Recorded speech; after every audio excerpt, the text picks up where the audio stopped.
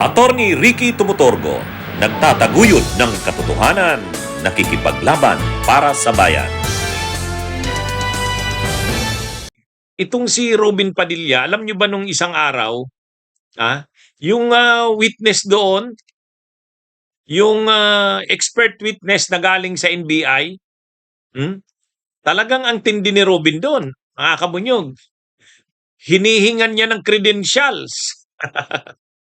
Hinihingan niya ng credentials yung ano ng NBI, itong si John Mark Calilong. Ito, matindi itong si Robin. Siya pa yung may ganang humingi ng credentials, Nais ko lamang po sana hingin ang mga credentials ng ating saksi kung paano po lahat ng kanyang certification, lahat upang mapatunayan po natin lahat na He's ready. To it earlier, but kindly respond to the question of Senator Judge Padilla, Mr. Witness. I have here, sir, my certifications during the time of my investigation, Your Honor. Can you, mahaba ba? I can read, Your Honor. Mahaba ba? Hindi. ibigay na lang po siguro sa Kindly atin. just submit it to us. Yes, please. Opo, Yes, submit sir. na lang po. Thank you, Your Honor. If that is okay with Senator Judge Padilla. Thank you, sir. Siya pa yung may ganang humingi ng credentials. Itong si Robin, mga kabunyog. Kaya, ayan sabi dyan ni Robin. Sabi ni Robin dyan, mga kabunyog, sabi ni Robin. Nais ko lamang po sanang hingin ang credentials ng ating saksi. Lahat ng kanyang certification upang mapatunayan po natin lahat. Sabi ni John Mark Calilong, yung witness, I have here, sir, my certifications during the time of my investigation, Your Honor. Sabi ni Robin Padilla, ibigay na lang po siguro sa atin. I-submit na lang po. Matindi, Iba na lang sana.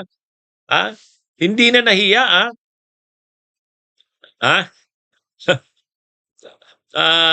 ano ito, mga kabunyog? Hindi na nahiya si Robin na siya pa yung may ganang mag-raise ng issue na yan tungkol sa credentials nung expert witness. Ay yung expert witness na yan, 30 times na pala yan, 30 beses na, 30 na beses na naging testigo. Expert witness, pag mga isyung ganyan tungkol sa mga cyber crimes, 30 times na siyang naging testigo. Ibig sabihin, wala nang kaduda-duda ang expertise niya sa linya na yan. Tapos itong si Robin Padilla, sabi niya, nais ko lamang po sanang hingin ang credentials ng ating saksi. Matindi, Matindi, mga kabunyog. Akala mo naman siya mismo ay matindi rin ang kanyang background. Alam nyo, diyan mo naman hahangaan si Lito Lapid eh. Kahit naman ganyan si Lito Lapid, hindi naman tulad nito ni Robin Padilla.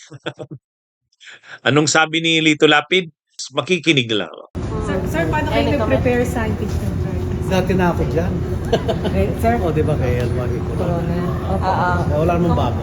Pero may special preparation, sir. Meron naman. Kikinig lang ako. Ready na, sir. Titimbangin niya daw ang mga argumento, mga ebidensya, testigo, saka siya magde-decide sa bandang huli. Itong si Robin Padilla, matindi Imagine niyo siya ang magre-raise ng issue ng humihingi siya ng credential ni John Mark Calilong, yung expert witness. Sa lahat pa naman ng senator dyan, si Robin Padilla pa ang may lakas ng loob na mag-raise ng issue ng credentials ng expert witness. At talagang sabi niya, pakisubmit ng credentials. Ay, mga kabunyog, mga kababayan. Ay, ano ba ito? Ano na itong nangyari sa bansa natin? Magre-re-election yan sa 2028, mga kabunyog. Magre-re-election yan. Kung magkamali nga, baka pag hindi nakatakbo na si Marcoletang Vice President ni Sara or ng kandidato ng Duterte, ito ang ipapatakbuhing Vice President. Siyempre, ano yan? Top notcher yan. Top notcher yan sa pagkasenador noong 2022. Kaya para sa mga DDS, malakas na panlaban nila yan.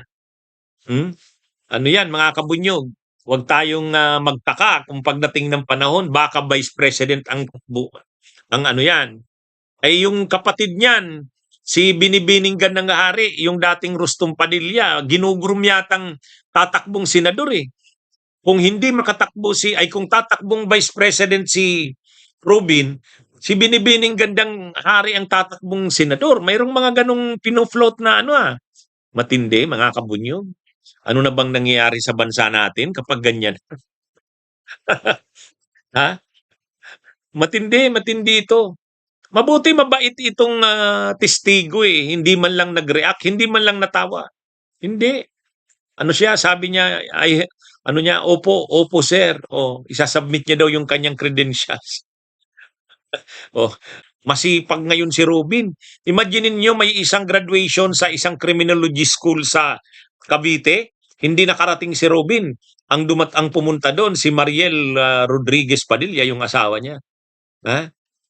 Talagang grabe ang ginagawa nila Robin ngayon kasi magre-re-election.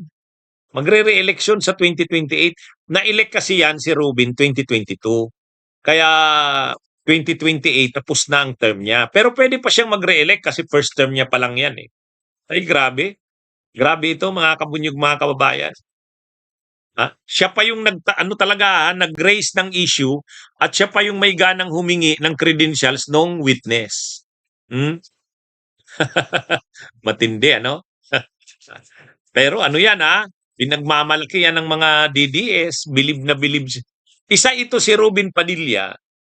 Sa balibaliktarin mo man, kahit pa napakarami ng ebidensya laban kay Sara, hindi talaga ito magkukunbi kay Sara. Di ba sinabi naman niya na yan? Sabi niya, balibaliktarin nyo man ako, sunugin nyo man ako, ang amoy ko, Duterte. Galing sa kanya yan. Kay Robin Padilla, mga kabunyog, mga kawakay. Matindi itong si Robin Padilla.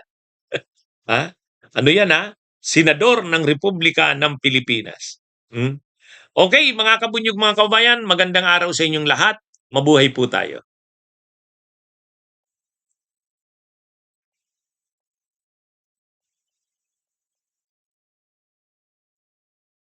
Bunyog, halikan na kasama ka. Bunyog, kapag buklod ay may pag-asa. Luzon, Visayas, Mindanao, isa ang pananaw. Sa bagong Pilipinas ang bunyog isisigaw. Bunyog.